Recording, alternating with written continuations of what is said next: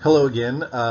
This is going to be a quick video introduction to biological anthropology and some of the key ideas. A lot of this is stuff that's covered well in your textbook, and so I don't want to waste your time beating it to death.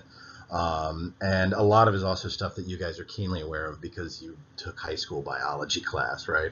So we're going to start talking about biological anthropology, right, which is the study of human biological diversity and evolution, right?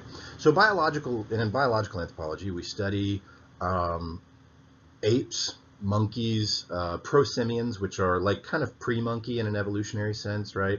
Like lemurs or things like that. Extinct humans, right? So other members of our family tree that are no longer around, like Neanderthals, which you've probably heard of, and a bunch that you probably haven't, like Australopithecines. And we study contemporary humans that are alive today, me and you. So biological anthropology is just like any other, we're like other biologists, only we specialize on just humans, right? So anatomy, physiology, population genetics, behavior, cellular stuff, morphology, osteology, which is the study of bones, all of that kind of stuff. We study, we just focus on people, right? Um, One of the things that I want to point out, and I'm going to talk a little bit about genes and evolution today, right? Just to try to make sure that that part is very, very clear for you. Because unfortunately, because of the pseudo controversy over evolution, it's not usually taught very well. And a lot of people just kind of skip it, right? So when we are talking about genetics here, one of the things that I want to talk about is that there is two different real kinds of study of genetics. Functional genetics are about how genes make an organism, whereas population genetics is the study of diversity of those organisms that make up that population, right? And so this is going to become important when we start talking about race, I think next week or the week after, because when we look at population genetics, this is where we make the argument that there's really no such thing biologically as race, right? Because when you look at the diversity of human beings on a population genetic level, um, there's not enough difference to draw lines around us, right? Because, as I say here, compared to other species, humans just aren't very diverse genetically, morphologically. When you look at some of the living apes, like gorillas and stuff, I mean, males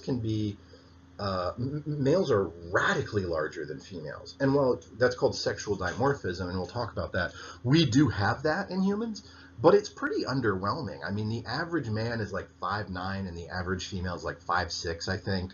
It depends exactly on what population you want to look at, right? That's not huge, right? Yes, there are guys like Hafthor Bjorgensen that's like 6'9" and 500 damn pounds or something crazy, but that's an anomaly. When you look at the population as a whole, we're just not very different from each other, right? So we're kind of odd in that way compared to some things in the animal kingdom where you see, I mean, absolutely massive differences, right? So biological anthropology is also called physical anthropology sometimes. It's used pretty interchangeably.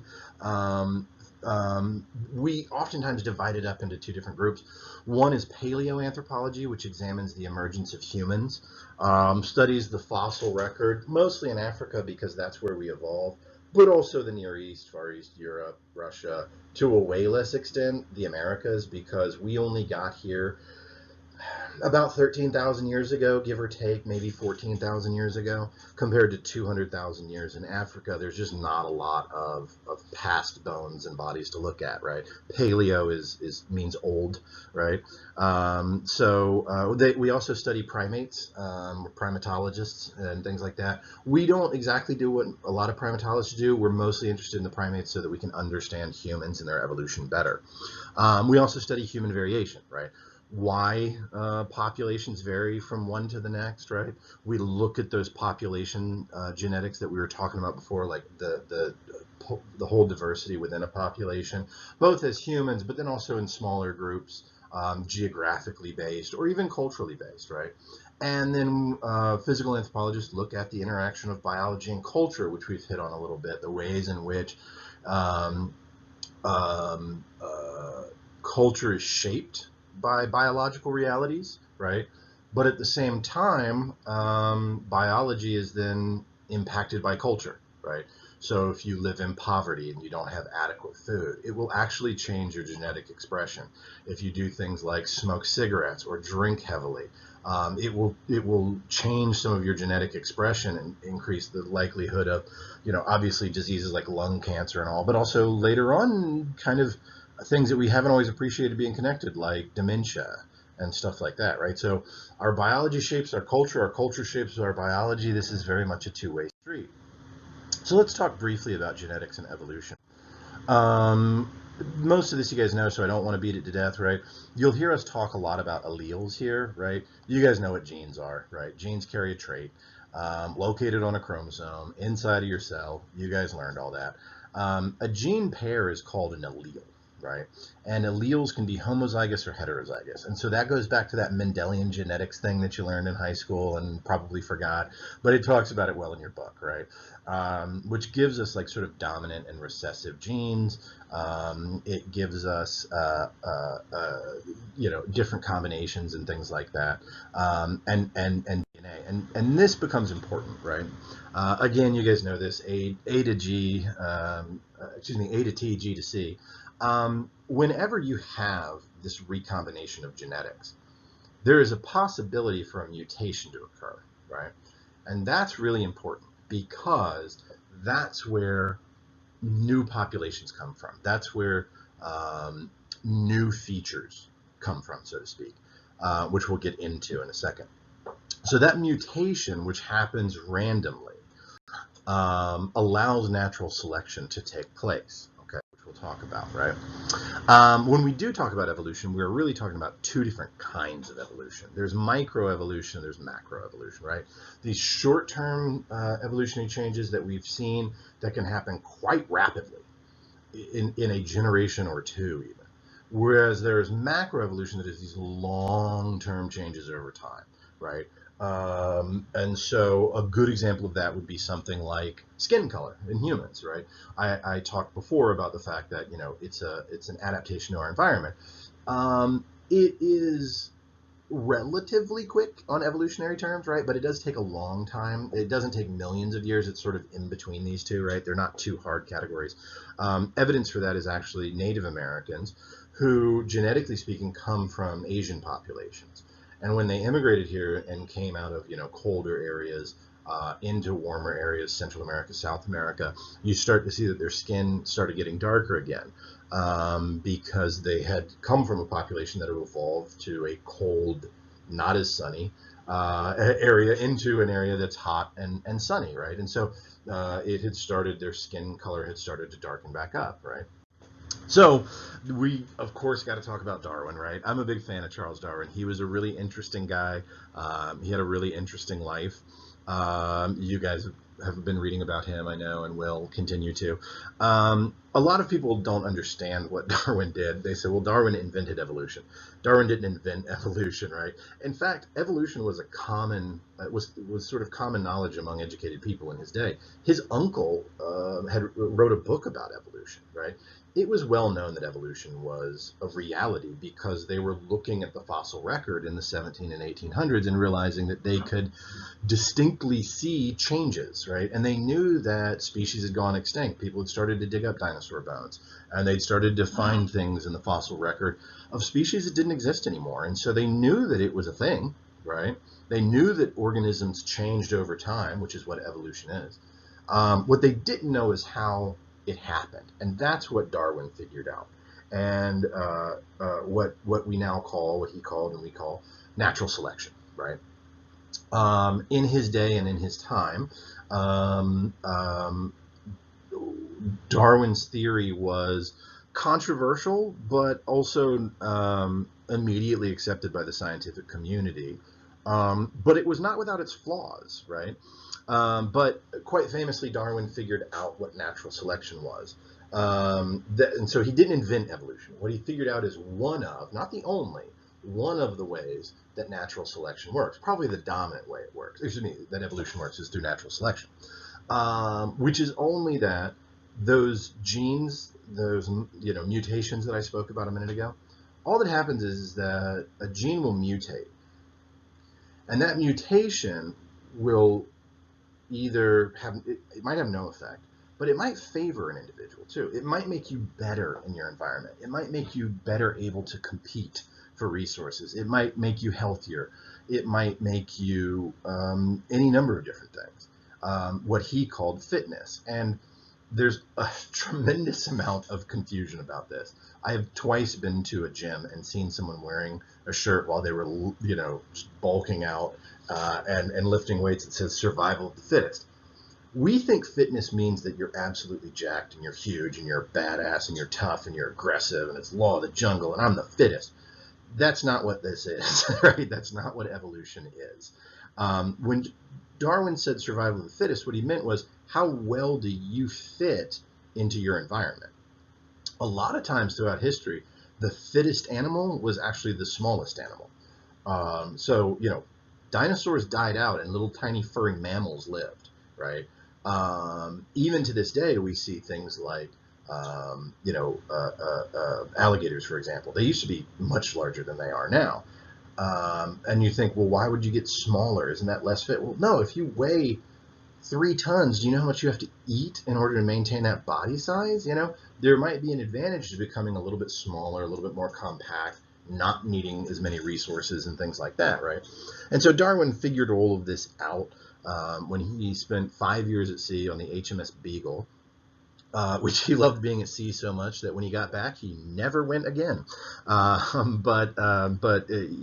You guys are reading about his finches and all that kind of stuff about fitness is those little birds in the Galapagos, their beaks changing so that they could exploit different things in the environment. Because if all of the other birds are eating this one thing, and I evolved to eat something different because my beak gets longer and I can get down into crevices or into shells, or my beak gets harder so I can crack open shellfish or things like that.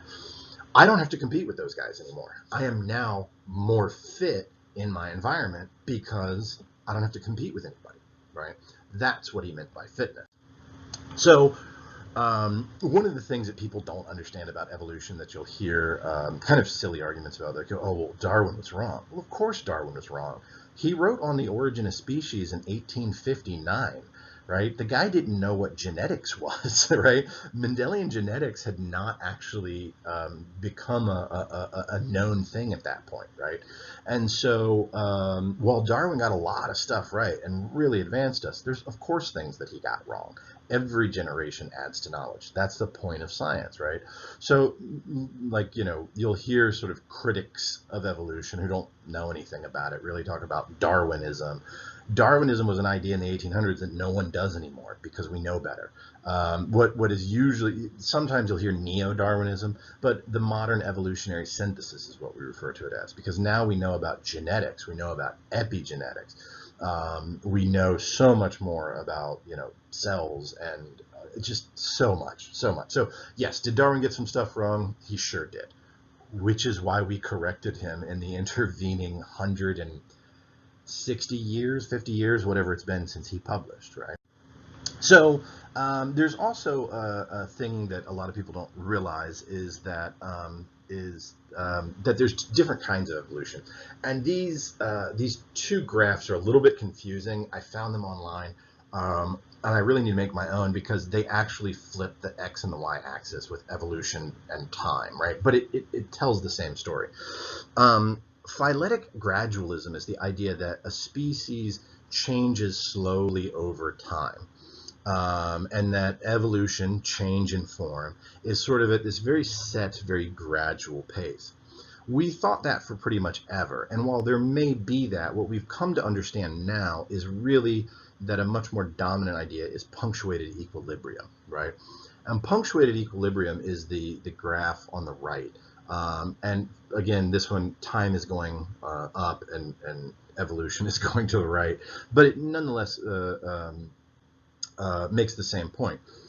The idea is that how do you get new species, right? Where does new species come from? What we've come to appreciate in the fossil record when we look at it is that really a species is pretty much static, right?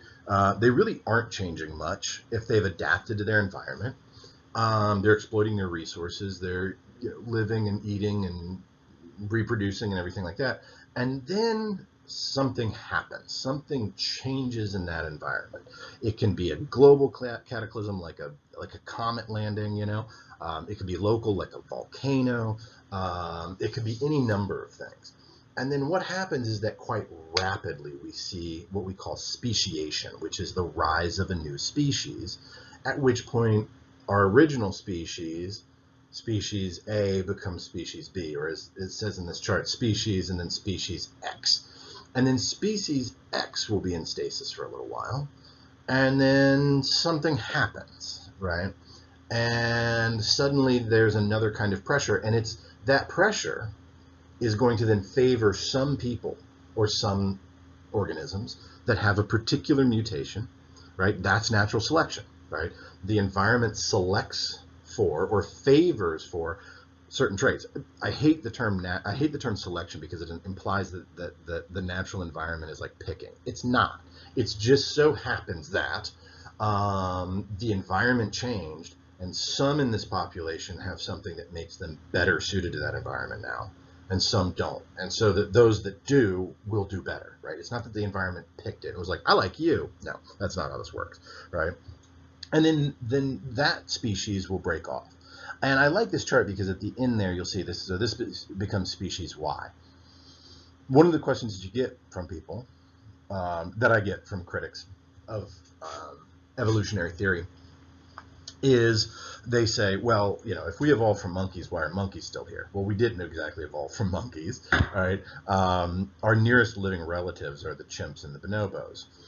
But, you know, why are those organisms here if, you know, we share an ancestor with them? The reason why is because different populations are going to be put under different environmental pressures. And chimps and bonobos and gorillas and orangutans, all of whom we're related to, along with us at one time, were living in different environments. And when those environments changed, right, it favored different traits. And so, for example, with human beings, we evolved in a grassland, in a savanna, whereas chimps were a population that evolved in forested areas. So things like walking upright became really important for us, right? Being able to swing through trees became very important for chimps, right? So that's why they can, what we call brachiate, swing hand over hand in the trees. For us, it's different though, right? And so, you know, species Y and species Z there can come from the same place. They share an ancestor, right? But they are different species because different environmental pressures acted on them differently, right? So where does this variability come from, right?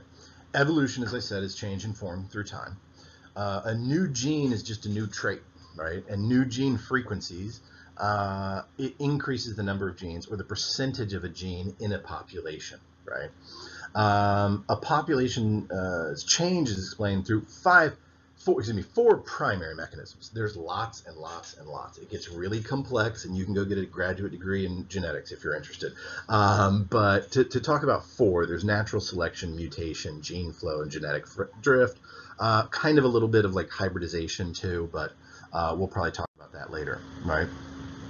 So this is just a chart that I made to try to help like visualize this, right? So evolution, which was first explained by Charles Darwin, right, not invented by, operates through four primary mechanisms. The first is natural selection, which is when the environment, again, selects from or favors certain genes which are produced by mutation, okay? Genetic drift is when a population loses some of their genetics.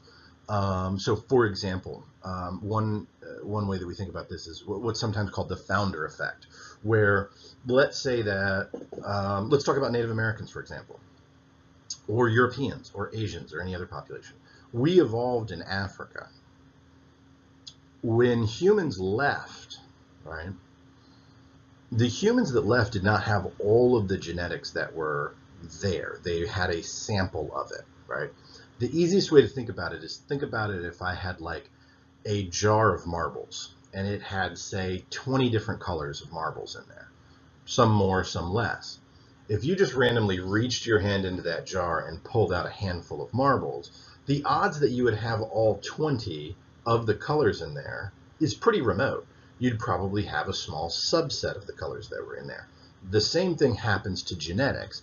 And so then you end up with a population that maybe has a different expression. So, for example, Native Americans have like curved incisors. It's what we call a shovel-shaped incisor. It's literally sort of curved like a shovel, right? The reason for that is because they had a group of people that had a genetic thing for that, and it got passed around in that population, and without having ever gone back to the old world, they didn't go back across the Bering Land Bridge. It just became much more common, and that new gene frequency increased, right? Another one, and I always forget this, for Native Americans, there's only actually two blood types, because when the population came here, there was only those two were represented. I want to say it's A and B, although don't quote me on that. But so things like that, right? Another thing is gene flow, where you have not just humans, but any organism that you have two populations that have been separated for a very long period of time. When they come back together, because evolution has been sort of working different pressures on them, they're going to have different genetics, they're going to have different mutations, and those mutations are sort of going to flow back and forth through the population, right? This is actually a really good thing. And so despite what the racists of, like, the 1800s and 1900s and stuff said, we had laws that said, black people and white people can't get married because their children would be like, monstrosities and stuff. Actually, the dead opposite is true. When you have two sort of separate groups that belong to the same species still, but two separate groups. When they sort of crossbreed, as we say in like crops and stuff, it actually leads to what's called heterosis, or sometimes hybrid vigor. It makes a really healthy example of that, right? And it is actually true that it's been found in some studies that humans that are mixed race actually are healthier and are less sick less often than people who are not, right? And so it's a good thing, right? It's sort of like the opposite of inbreeding, right? You all know that it's like, when a population is too inbred, you start seeing genetic mistakes sort of piling up, and it causes problems. Think of this as the opposite of that. We're making sure that like those similar traits never pile up, right? And so that's